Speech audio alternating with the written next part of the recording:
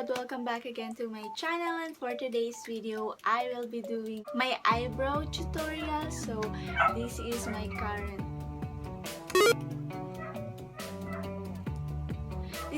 current eyebrow tutorial, guys, and I will be sharing to you the new product I use to make my kilay on flick.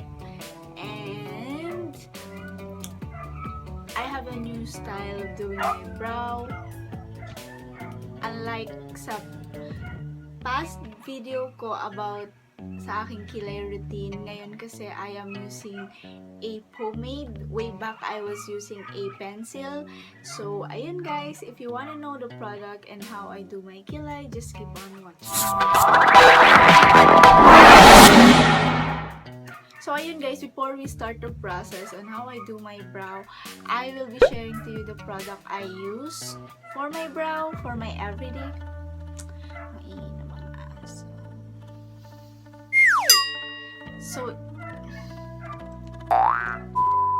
So isi-share ko sa inyo guys yung product na ginagamit ko sa aking kilay to achieve my everyday and on flick eyebrow. So ayun, I am currently using the Fairy Deep Brow, and I am the shade Ice Coffee. Yun yung dark brown nila, and it contains 10 grams of product, guys. And as you all know, mas into black eyebrow ako, or yung pigmentation. I want a black eyebrow kasi my hair is color black. Pero nung simula matry ko to 3 months ago, ito na yung ginagamit ko kahit brown siya kasi dark naman siya sa akin. Ayoko kasi nung light na brow, so gusto ko medj dark-ish. So this one, nagustuhan ko siya, and isa sa pinaka-reason kung bakit ko siya nagustuhan is hassle-free siyang ilagay, as in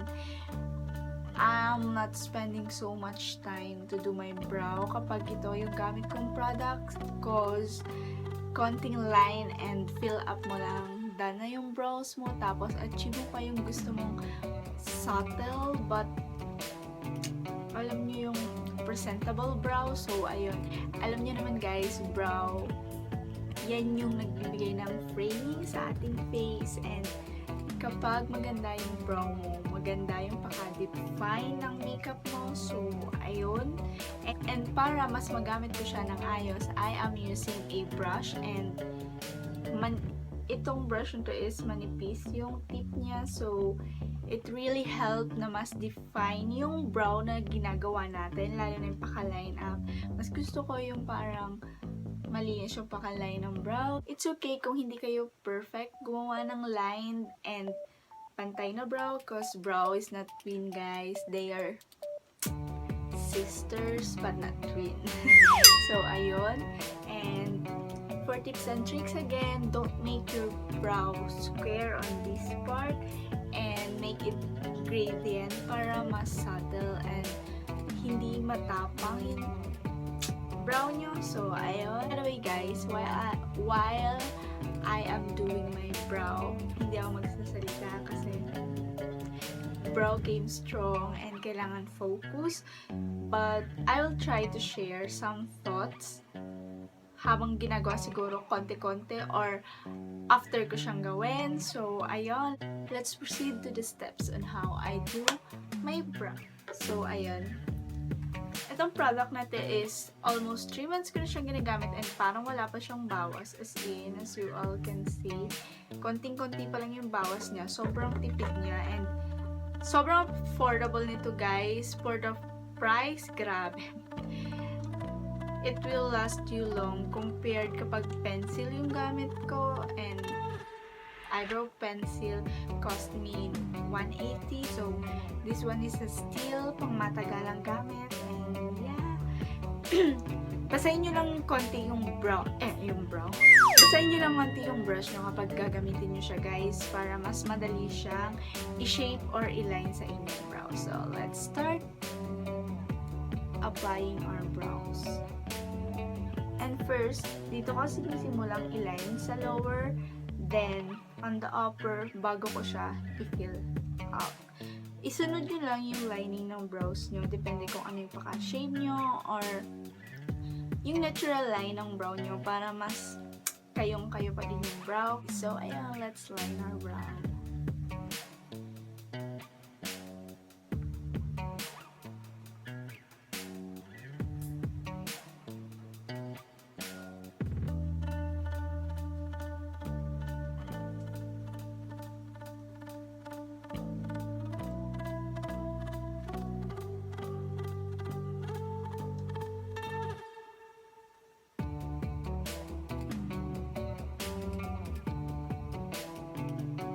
So, ayan guys.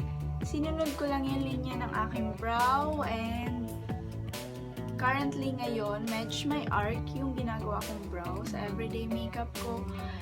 Kasi, parang nabibigyan niya yung oomph dun sa look. So, ayun.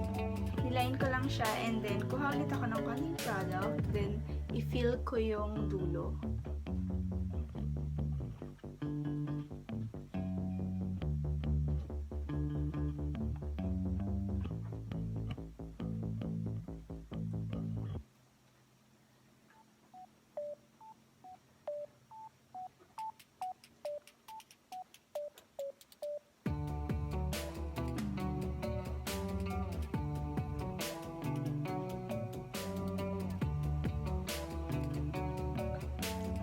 Guys, sobrang daling i-apply. As you can see, line and fill okay na, basta maganda yung shape ng brows mo. And then after that, wag nyo na siya, kapag maglalagay kayo dito sa inner corner, wag nyo na siyang i-dip dun sa pomade.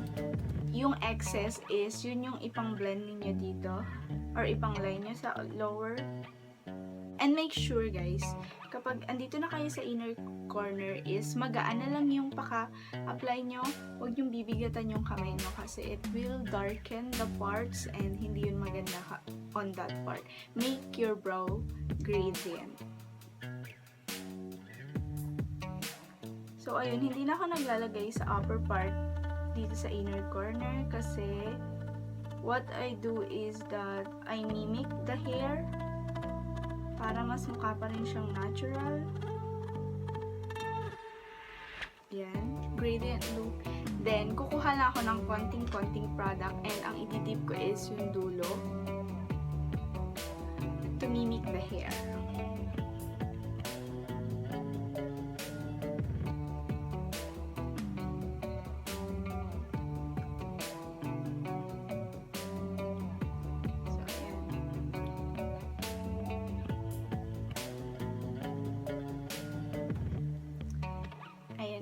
Then, kapag meron akong pigment na medj, napakapal, ang ginagawa ko is, tulad din doon sa previous brow routine ko, kumukuha ako dito ng pigment and then dinediretso ko siya as nose line.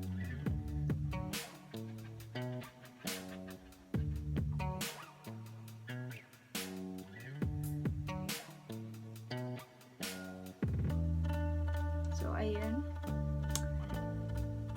Ayan, compare dun sa isa, mas okay yung brow ko na after niyang ma-fill out and sobrang easy gamitin itong product na to compared sa pencil or any pomade kasi when you glide it, ibibigay niya na yung line basta din meron kayo nitong gantong klaseng brush. So ayun, gawin din natin same process dito sa kabilang part.